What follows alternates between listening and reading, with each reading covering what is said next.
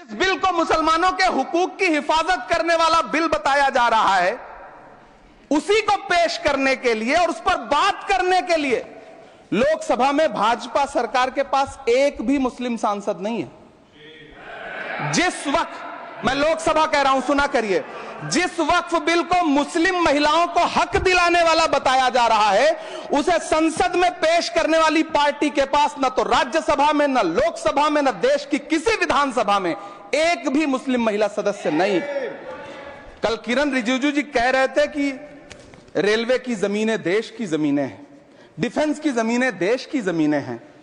हां मंत्री जी, हैं, बिल्कुल हैं।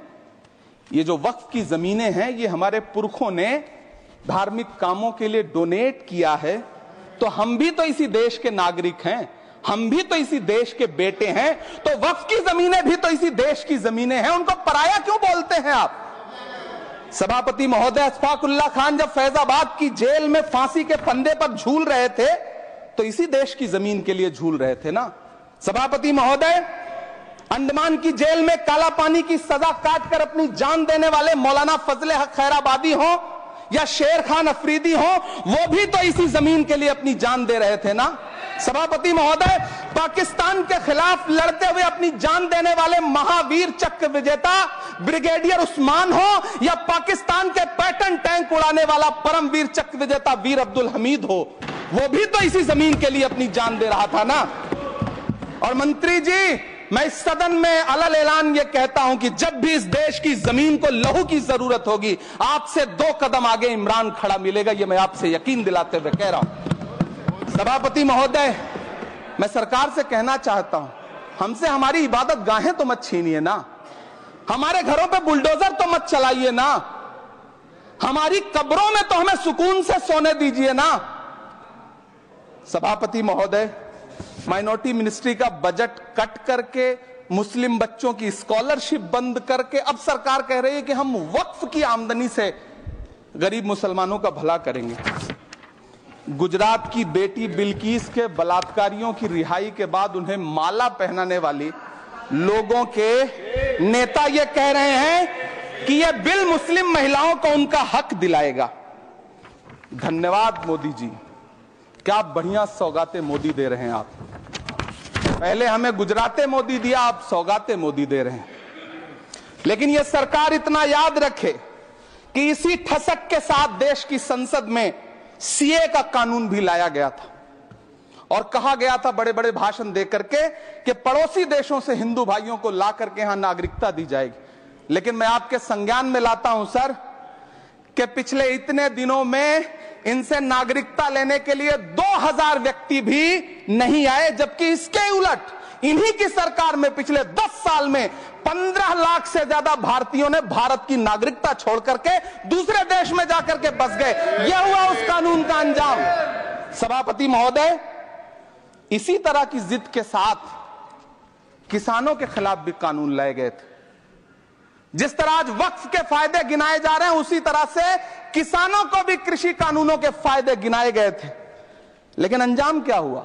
700 किसानों की शहादत लेने के बाद सरकार को अन्नदाता किसानों के सामने घुटने टेकने पड़े और कृषि कानून वापस लेने पड़े।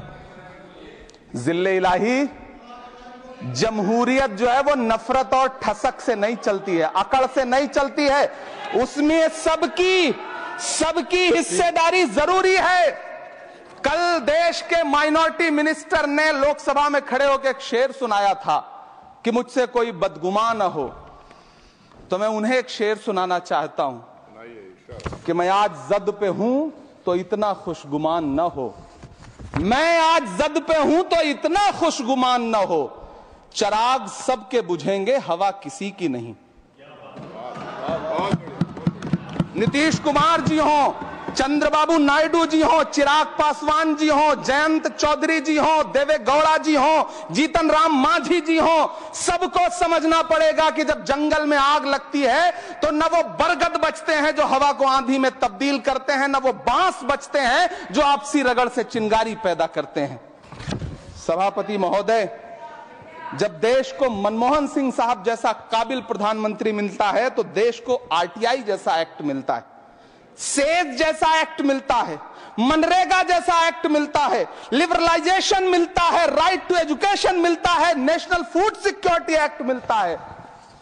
लेकिन जब देश को सौगातें मोदी मिलती है तो क्या मिलता है? सीए मिलता है, फॉर्म्स लॉ मिलता है, आर्टिकल 370 मिलता है, इलेक्टोरल बॉन्ड जैसा एक्ट मिलता है और वक्फ अमेंडमेंट एक्ट जैसे बिल देश को मिलते हैं।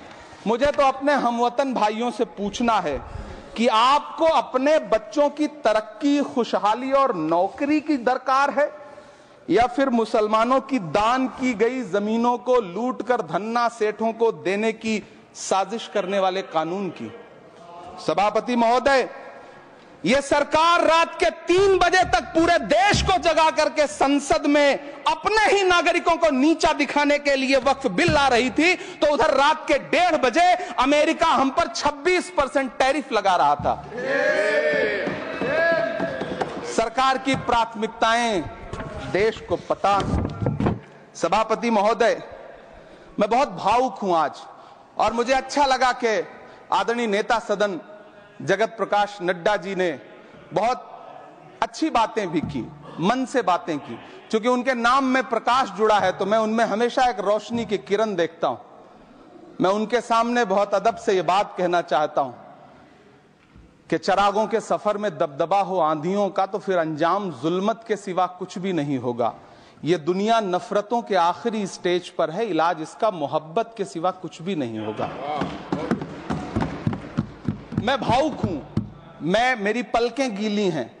अगर देश की एक बहुत बड़ी आबादी को लगता है कि आप उसका भला करने के लिए नहीं बल्कि उनकी इबादतगाहों, उनकी कब्रिस्तानों, उनकी खानकाहों को बर्बाद करने का बिल ला रहे हैं, तो फिर आप अगर समझाने में नाकामयाब रहे हैं तो यह आपकी नाकामयाबी है। पहले समझाइए, उसके बाद कोई बिल लेकर के आइए, तब शायद हम आपका इतनी पुरजोर तरीके से विरोध ना करें। लेकिन सभापति महोदय, मैं अंत में सिर्फ इतना कहना चाहता हूं कि इस बिल में जो भी पॉइंट्स दिए गए हैं, बॉम्सी पोर्टल देख लीजिए, सरकार का झूठ आपको पकड़ में आ जाएगा। हम डरे नहीं हैं, हम सिर्फ सरकार से अपील कर रहे हैं कि हमें अपना समझिए। हम आपके अपने हैं, इस देश के नागरिक हैं और आप ताकत में हैं। संख्या बल के आधार पर बिल हो सकता है आप पास करा लें, लेकिन आपको यह बात समझनी पड़ेगी कि हम तो वो तारीख हैं, जहनों में रहना है जिसे, कागजी पुर्जे नहीं जो फाड़ डाले जाएंगे। जिस जमीन पर मैं खड़ा हूं यह मेरी पहचान है। आप आंधी हैं तो क्या मुझको उड़ा ले जाएंगे? आपको यह बात समझनी पड़ेगी। आपको अगर इतना विपक्ष की तरफ से पहले जेपीसी में इतने सारे पॉइंट्स आए और उसके बाद कल से लोकसभा में और राज्यसभा में सुझाव आप सुनने को तैयार नहीं है, लोगों की शंका को दूर करने के बारे में आप बिल्कुल सोच नहीं रहे, बस आप कह रहे हैं यह बिल उम्मीद की नई किरण है। नहीं साहब, इसे भले किरण जी लेके आए हैं, लेकिन ये उम्मीद की नहीं बल्कि नाउम्मीदी की किरण है। और इस देश की एक बहुत बड़ी आबादी इस बात से खदशे में है, शक में है कि आप सीधे उनकी जमीनों को लूट करके धन्ना सेठों को बेचना चाहते हैं। मेरी अब भी आपसे अपील है कि इस बिल को वापस लीजिए। यह बिल कहीं से आपके अपने नागरिकों के लिए अच्छा नहीं है। यह बिल सिर्फ इस देश के मुसलमानों को नीचा दिखाने का और अपने एक ऐसे मतदाता वर्ग को खुश करने का बिल है जिनको इस बिल के पास हो जाने से कुछ मिलेगा भी नहीं, लेकिन आप एक नैरेटिव देना चाहते हैं, एक मैसेज देना चाहते हैं। मेरी आपसे अपील है कि कृपया ये जो सबका साथ सबका विकास का नारा है, इस नारे को रत्ती भर तो चरित्रार्थ कर दीजिए। बहुत बहुत धन्यवाद।